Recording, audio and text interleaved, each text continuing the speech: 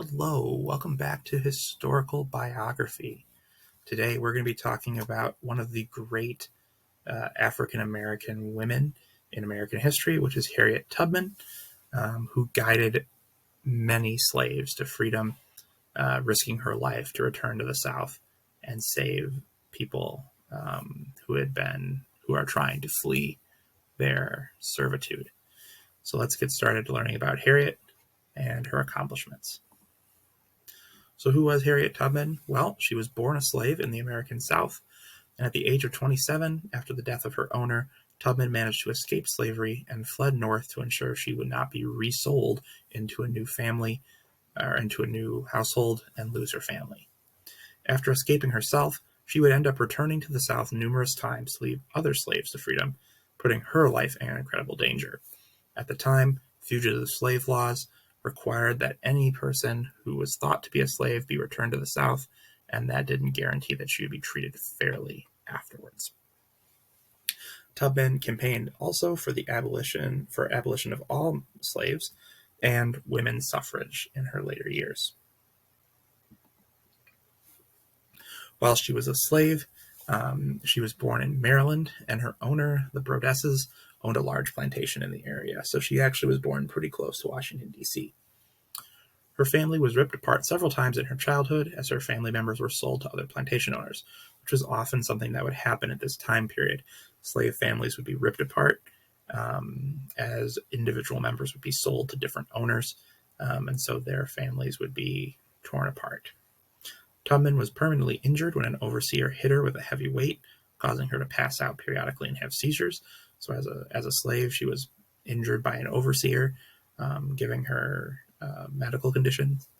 And Harriet married a free black man named John Tubman in 1844, but due to the slave laws, Harriet would remain enslaved, and her children would be enslaved as well, despite the fact that she was married to a free man.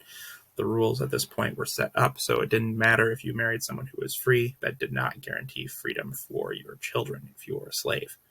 So Harriet would remain enslaved, as well as her children would be. In 1849, Harriet fell ill, and her value diminished, so her owner tried to sell her. So to keep her family together and gain her freedom, Harriet would escape Dorcester with her two brothers. She would use the Underground Railroad to do so, which was a pathway of benevolent families that would help fugitive slaves find their way to freedom throughout the South and the North.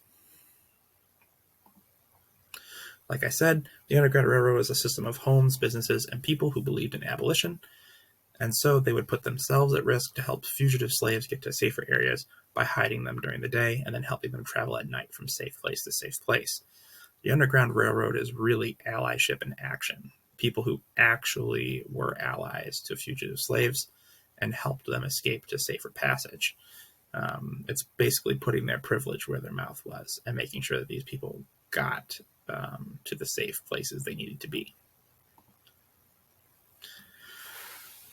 During the American Civil War, Tubman would then move to South Carolina and aid escaped slaves reach Union forces. This is because Union forces would free slaves that had escaped from southern plantations. Tubman would later become a scout and would spy for the Union in the South and even helped lead an armed assault on 1863. She was one of the first women to lead combat troops, so that was pretty cool. And most of her time was spent helping former slaves who had been freed by Union troops, so she was kind of put in charge of helping these people who had been slaves get used to their freedom.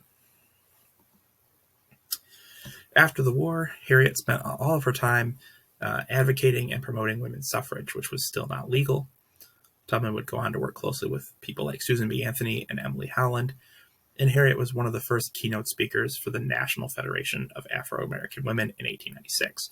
So she used her position as someone who had accomplished a lot during the Civil War to advocate for things that she thought were important. After her death, Harriet Tubman has become an American icon and is celebrated in history books and all across the United States, especially during both Black and Women's History Month. She would also become a beacon for later civil rights activists who would fight to complete what she had started. So she was an inspiration for people like Dr. King, Malcolm X, and other people who fought for civil rights. There are hundreds of historical sites and museums dedicated to Tubman's life and work all across the United States. So if you can do a cursory Google search, you can kind of find places to go learn more about her, maybe a little bit more in depth. Thank you so much for watching and learning about Harriet Tubman on Historical Biography. If you subscribe, you can watch more of my videos so you can learn more about different people from history. And of course, if you drop a comment under the video about something that you want to learn about, I can definitely make a video about that as well. Thank you so much for watching, and we'll see you next time.